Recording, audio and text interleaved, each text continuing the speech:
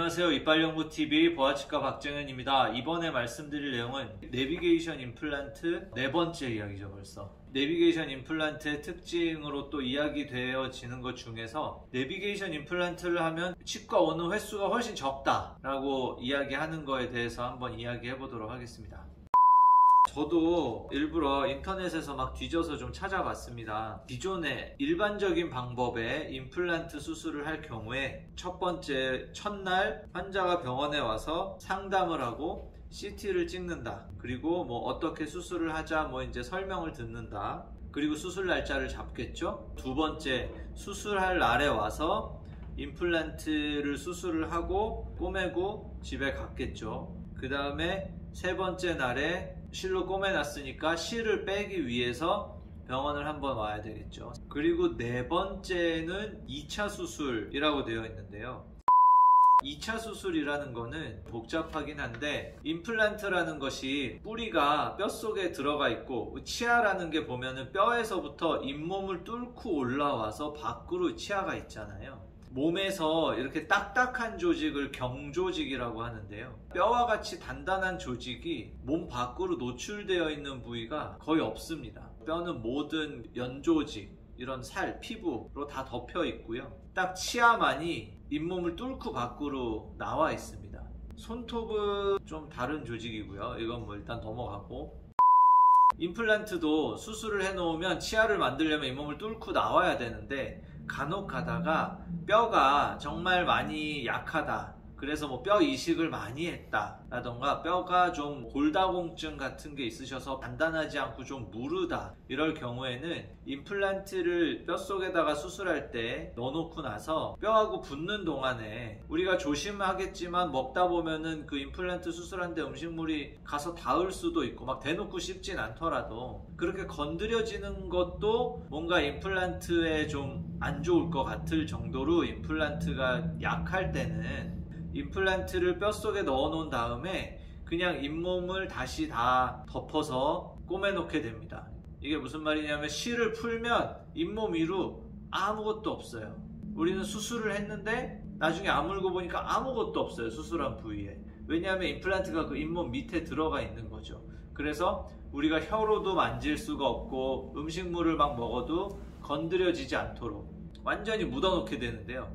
그러면 이 상태에서 임플란트가 뼛속에서 다 아물어서 나중에 이를 해서 만들어 넣으려면 뼛속에 넣어놓은 임플란트에다가 위에 만든 이를 붙여야 되는데 얘는 잇몸 속에 들어가 있으니까 지금 둘이 연결을 할 수가 없잖아요. 그래서 임플란트가 뼈하고 완전히 붙어서 이제 단단해진 다음에 위에 덮인 잇몸을 다시 절개해서 그 임플란트 뿌리에서부터 잇몸 밖으로 나오는 기둥, 요걸 이제 어버트먼트라고 하는데 이게 좀 어렵죠. 임플란트 뿌리와 위에 있는 치아를 중간에 연결해주는 기둥, 요 기둥을 또 끼우기 위해서 또 한 번 수술을 해야 됩니다. 이것을 2차 수술이라고 합니다.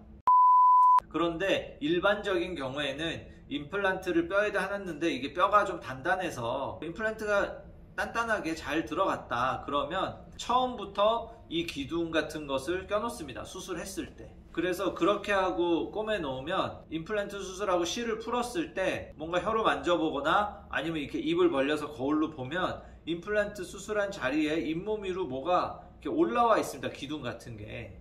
잇몸이 막히지 않고 그 부분을 통해서 임플란트에 연결할 수 있도록 기둥이 이미 끼워 있거든요. 이런 경우에는 2차 수술을 하지 않아도 되는 거죠. 그래서 이런 걸 이제 임플란트 2차 수술이라고 하는데요. 이제 2차 수술 설명드리느라 좀 길어졌는데, 결국 아까 기존 임플란트 하면 첫날 상담받고 두 번째 1차 수술했고 세 번째 날 와서 실 뽑았고 그 다음에 이게 묻어놨다 그러면은 네 번째 날 와서 2차 수술이라는 걸 해야 됩니다. 2차 수술도 마찬가지로 꼬매야 돼요. 실 뽑는 날도 와야 됩니다. 그리고 나서 이제 본을 떠야죠. 이를 만들어야 되니까. 본을 뜨고 나면 임시 치아를 만들어서 끼우는 경우도 있고 임시 보초를 쓰는 경우도 있고 안 쓰는 경우도 있고요. 어쨌든 본을 뜨고 나서 이가 나오면 그걸 또 붙이러 와야 되겠죠. 그래서 결국은 이게 최소 뭐 7번 와야 된다, 8번 와야 된다, 뭐 이런 식으로 이야기가 되어 있습니다. 사실 저는 임플란트 수술하면 이거보다 더 많이 부릅니다, 치과에.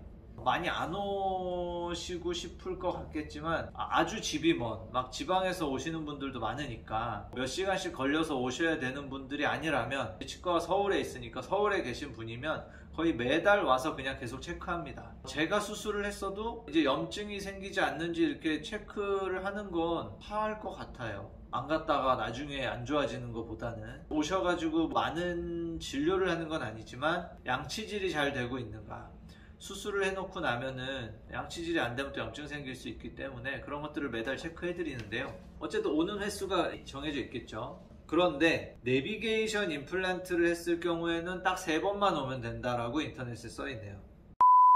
불가능한 건 아닙니다. 모든 케이스에서 가능하지도 않고 개인적으로 별로 권해드리고 싶지는 않습니다. 중간중간 좀 더 정확하게 맞추고 체크하고 하는 게 더 좋을 것 같은데, 기존에 임플란트 수술을 하면 7, 8번, 10번 많이 와야 되는데 내비게이션 수술을 하면 3번만 오면 된다. 틀린 말은 아니지만 좀 극단적인 케이스를 두고 해준 거고, 앞에 영상에서도 말씀드렸듯이 이렇게 되려면 여기에 3번에는 실패는 약속도 없거든요. 그러니까 내비게이션 임플란트를 했을 때 뼈 이식도 하나도 필요 없고 절개도 하나도 안 하고 가장 이상적인 케이스에서만 가능한데, 실제 이런 케이스는 별로 없습니다. 그리고 내비게이션 임플란트를 했어도 뼈를 이식하려면 절개해야 된다고 제가 말씀드렸었고, 그러면 봉합도 해야 되는 것이고, 내비게이션 임플란트를 한다고 해도 뼈 이식을 하고 뼈가 약하면 잇몸을 완전히 덮어놓고 2차 수술도 필요합니다.